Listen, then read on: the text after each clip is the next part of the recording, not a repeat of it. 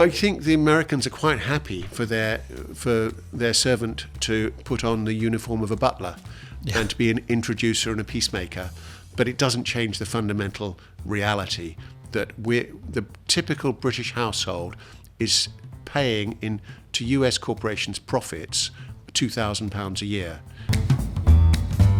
Hello and welcome to the Americano Show. Today we're going to be talking about Trump's tariffs and Great Britain. And to talk about this, I'm delighted to be joined by Angus Hanton, who is an entrepreneur and author of the book Vassal State, How America Runs Britain, which I would say is essential reading if you want to understand the economic relationship between Britain and America. Angus, there's sort of quite a lot of relief in British circles that Trump seems to be, for now, this could have all changed by the time this podcast comes out, you never know with Trump world, but Trump seems to be not considering Britain as a prime target for his tariffs. And he will be applying tariffs on the European Union, on steel and aluminium, quite large, 25% tariffs, very significant. But Britain, for now, appears to escape. Should we be relieved? I don't think so. I think this is very early counting of chickens. Yeah. We're well under a month into Trump's presidency, and it's quite clear that he's changing the relationship between Britain and America so that instead of being a partnership with a senior and a junior partner, it's much more now a master-servant relationship. And that's what my book Vassal State illustrates, both in terms of politics but also in terms of the economic realities that America owns so much, American corporations own so much of Britain. But in terms of our hopes for how we might be treated in this master-servant relationship in terms of tariffs, I think we have some reasons for optimism. First of all, we don't have a big trade surplus, in fact any trade surplus at all with the US. And the US, Trump is really targeting those who have a surplus with him, with the US. So those are China, Canada, Mexico, and the EU. So in that sense, we should be out of the firing line, but I think we'll probably be caught in the crossfire. Tariffs, 25% tariffs on steel will affect British companies. Well, and given from your book, you get the strong sense of how well America does out of Britain. I mean, in some senses, we should be having more of a protectionist attitude towards the US economy. Would you argue that? Absolutely. I mean, America has had a Buy America policy, and it's had it for many years. Effectively, the Europeans have a Buy European or Buy France, Buy Germany policy, and we've decided not to do that. And our open economy has meant that we said everything's for sale.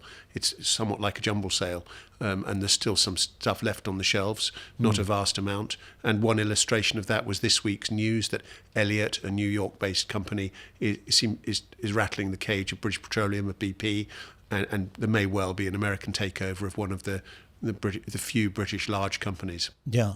I had you on this podcast last year with William Clouston, the leader of the Social Democratic Party.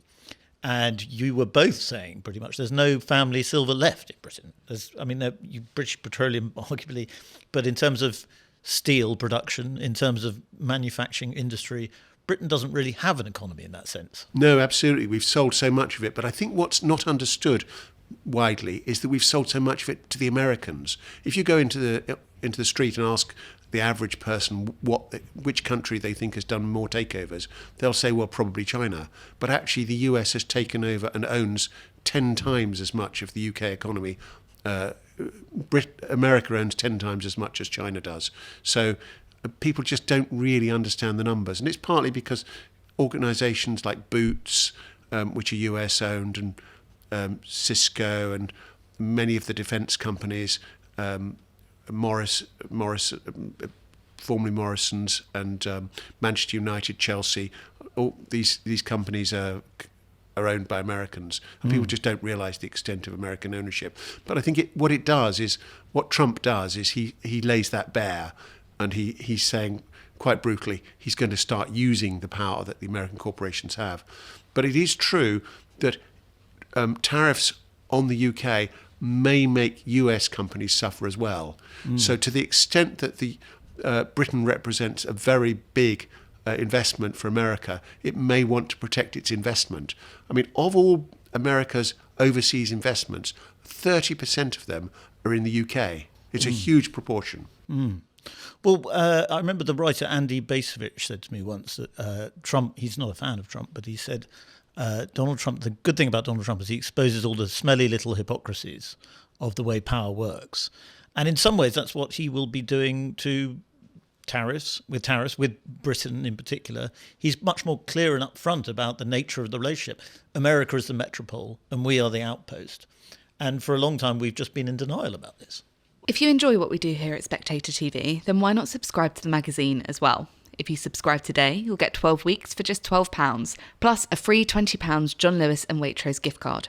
You can sign up at spectator.co.uk/TV offer. Well, I think it's much worse than us being the outpost. I think we're much more subservient than people realise, and it's not just a static relationship. It's one in which the American corporations are increasingly taking over the UK. I mean, today we've seen an announcement by the British that they're going to join the Americans in not signing the artificial intelligence accord that the Europeans wanted, and therefore we're saying we're going with the Americans. We're allowing the Americans increasingly to take over new sectors, and we see that at the moment with AI. It's already dominated by US corporations. Yes, and it's been Peter Mandelson started as ambassador in Washington yesterday. I think he's formally begun now his ambassadorship, and there's a lot of gossip about him because he is very much this pro-EU figure, links to China and so on, and there was a big push on the right in America and in Britain to try and get him stopped from being ambassador. But I think a lot of people in Trump world and people in the Labour Party think he might be just the sort of figure that kind of coax a good relationship for Britain out of the US. One hopes so, but there's only so much you can do in terms of a sort of social relationship or a diplomatic relationship. The underlying facts are that in economic terms, we're dominated by the US, and they're continuing with the new technologies to become the dominant player in most market sectors. And that's not something politics can change, really, or is it? It absolutely can. I mean, the politicians, if they wanted to, they could have a buy British policy. They could protect against takeovers. They could do something very simple. They could start to measure the extent of US ownership. And I had to dig quite deep to find the numbers. There's no department, no part of government which is trying to say, let's work out how much of British economy is owned by Americans. So there's a lot they could do. If they wanted to, but I don't think they want to. I think when we talk about Atlanticist leaders, including Keir Starmer, we're talking about leaders who very much want to play to what the Americans want, and of course that applies to reform. Nigel Farage is very close to the Trump leadership, and it applies to the Conservative Party. Well, and certainly on the right, there seems to be this understanding that you either sell out to China and get as much money in from China as you can, or you sell out to America. And I suppose a lot of people like me would prefer to sell out. If you're going to have to sell out to one, you'd prefer to sell out to America rather than but Freddie, Leninists in Beijing. But Freddie, that's the big if you have to sell out, and if you have to sell out to one of the big power blocks. I mean, the three big power blocks are surely America, China and Europe. Yeah. Europe's 20 miles away. America's 2,000 miles away. We've got so much more that we should have in common with Europe. And indeed, we have got it in common with Europe. So I wouldn't sell out to anyone, but if I were going to align myself, I would align myself with the EU. But you don't have to do that at the expense of having a good relationship with America. I mean, after all, the United States. I mean, after all, France and Germany are still under the NATO umbrella. They can protect their industries without having to go Chinese. Well, this presumably is what Labour are thinking. There's going to be a big reset with Europe, a kind of a realignment with the European Union. It won't be a Remain policy. It won't be a re-entry into the European Union, but it'll be something as close as we can get to it while being outside. Well, they'll do that with one arm held behind their back by the Americans, saying, you just do what we want. And today's announcement about the artificial intelligence accord is one demonstration of that. And on tech, America is the metropole. It is the superpower. And it's very hard for non-American countries to compete. Therefore, we are always going to be dominated by America because America is the alpha and omega when it comes to technology. Well, that's right. When we refer to big tech, we should really be saying big US tech. Yes. But we don't have to be like that. I mean, the British owned DeepMind. They didn't have to let it be sold to Google. And there are European companies. Spotify is a Swedish company. There are technology companies, but the way we've allowed it to develop is when there's a successful UK tech company, it gets bought out, and we allow it to be bought out by the big US tech companies. And one of the things that Trump is doing is using his political and economic power to help the big tech companies. So they're already paying at maximum 15% tax, and actually I think they're paying less than that, whereas UK companies pay 25% tax. But it's been suggested this in the last week that as part of a trade deal, the digital services tax, in other words, the tax on tech companies, would be dropped completely.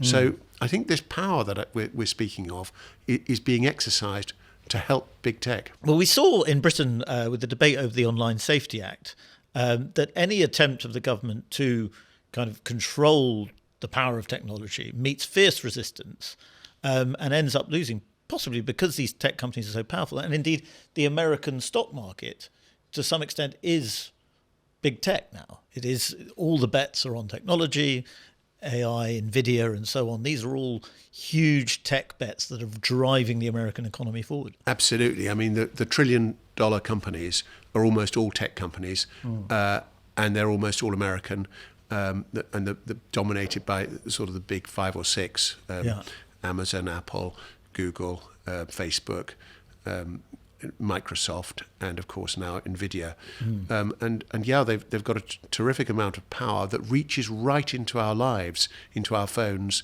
and into our politics. So that Twitter is described, or X is described as the town square, but it's basically a town square that dominates British politics, but is controlled from California, and that's also true, as you say, of standards in relation to security and privacy.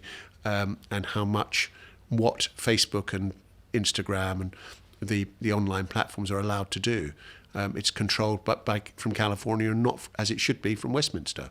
And tech is now money. Tech is, through the digitization of money, tech is now money. And there's a fascinating bit in your book about how the sort of wiring of the economy, the payments wiring of the economy, is now channeled through America now. Can you explain a bit about how that works? Absolutely. I mean, the death of cash was something that was accelerated by COVID, but it's now quite relatively unusual to use cash. And so we're using cards.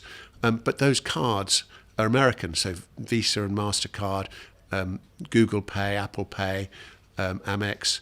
These are all US payment systems, so that it means that almost every transaction that we make involves a royalty payment to an American corporation. And it's not just about payments. I mean, that's certainly true, but it's also other transactions that go through platforms. So if we book an Airbnb, or if we sell something secondhand, we'll be using eBay, and we'll be using an American platform. So there's a friction on the whole economy that whenever a transaction is made, either both through payments and through platforms, the Americans are taking a royalty from trade, where it's one British person dealing with another British person, but a little bit's taken every time by US corporations. And indeed, the sort of vestiges of the cash economy are actually controlled by America too, because they control the cash points now. Absolutely. Once you've got a control of the, it's been put very well by a former chief of Visa Corporation, American. He said, we want to be involved in every transaction. So whether it's cash, or more likely a card payment, or even a debit card payment, they want to be involved, and they've made sure that they're critical to the way the financial system works. Going back to Trump, there is sort of optimism in some parts of the right that Britain can use its status outside the European Union, but close to the European Union, to become a kind of very important middleman between America and Europe, and America and the rest of the world. I mean, we are to some extent already. But do you think that's blue sky thinking that ignores the fundamental realities of the US takeover of the British economy? I think the Americans are quite happy for their servant to put on the uniform of a butler and to be an introducer and a peacemaker. but it doesn't change the fundamental reality that the typical British household is paying to US corporations' profits £2,000 a year, and that's a transfer every year from British households to American corporations, and it tends to get bigger each year. Well, again, on this idea that Donald Trump sort of clarifies things, he's now talking more in imperial terms about controlling the Western Hemisphere more, Canada, Panama, Mexico, exerting America's influence in a more traditional power way, almost a revisionist way. Some people in his circle, Elon Musk, seems to be very interested in Britain. I mean, perhaps we are just going to be absorbed into the American system of government over the next 50 to 100 years. Well, that 50 to 100 years is looking a long way ahead, but in the next 4 years, it certainly looks as if America's going to take much more interest in British politics. And this is breaking a really strong convention not to interfere in each other's domestic politics.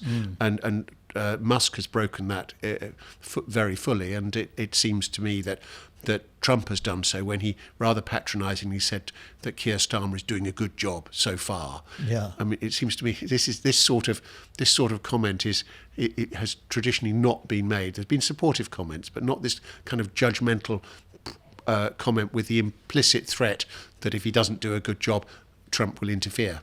Well, the Brexiteer counterpoint to that would be that Barack Obama famously said, if you leave the European Union, you'll be joining the back of the queue. And that triggered an angry response on the right in Britain, didn't it? Absolutely, yes. Well, that is the risk that we're... And I mean, we haven't had a trade deal for several years now, and the British government, successive British governments, have been very keen to have a trade deal, and the Americans hold that over us, in order to get what they want in terms of regulation and in other respects. So, yeah, we are at the back of the queue, but I'm afraid we've put ourselves there.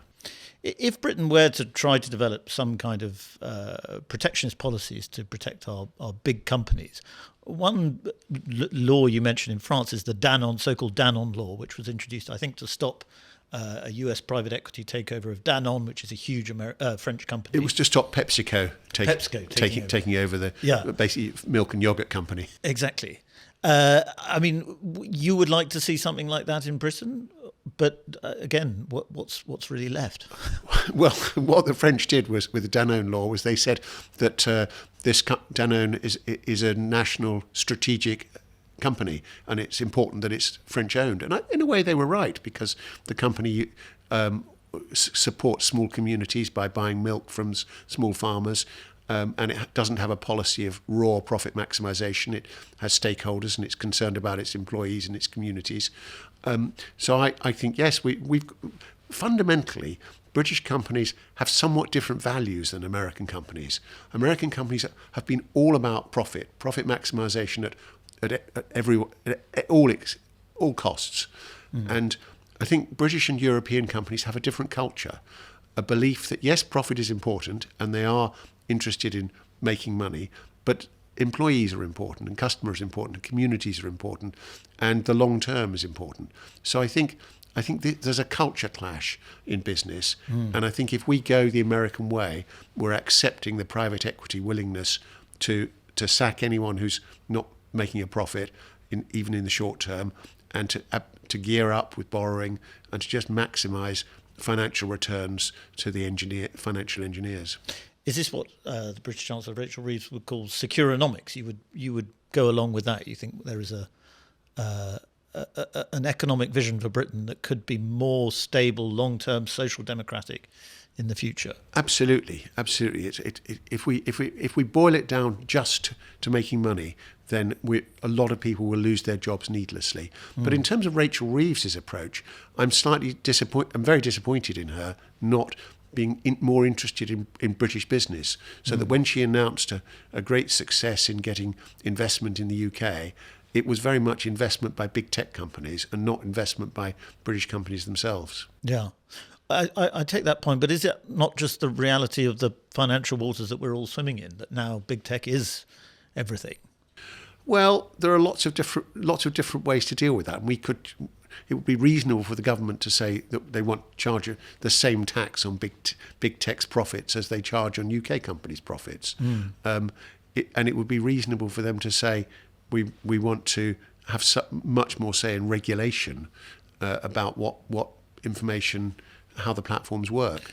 And do you think that should be applied to services as much as manufacturing? I mean, we are a service-based economy, really, aren't we? And that's where America is so strong, if you look at the city, finance, and so on. Well, they're also strong in manufacturing. I mean, many people who are getting their Wi-Fi sorted out are using Starlink from Elon Musk's company, and there's a lot of manufacturing in the US. I mean, people just forget how big the US is. I mean, in terms of the total GDP, there's something like 29 trillion, and the whole of Europe is something like 20 trillion. So they're about 50% more than the whole of Europe. So they're big, and that's services and goods. And the US economy is, I take your point that it's just always been about profit maximisation, and you don't have the same culture in Europe and Britain perhaps. But it's primed for growth, and it does do that. It grows. Britain, growth is this sort of unicorn that we seem to be chasing and unable to find. Don't we need a bit more of the American attitude to growth? I think we've got a lot to learn from the Americans, of course, that they run businesses very well, and we should do a lot more of the things that they do. And yes, we do try to learn from them, but that doesn't mean we have to swallow their philosophy hook, line, and sinker.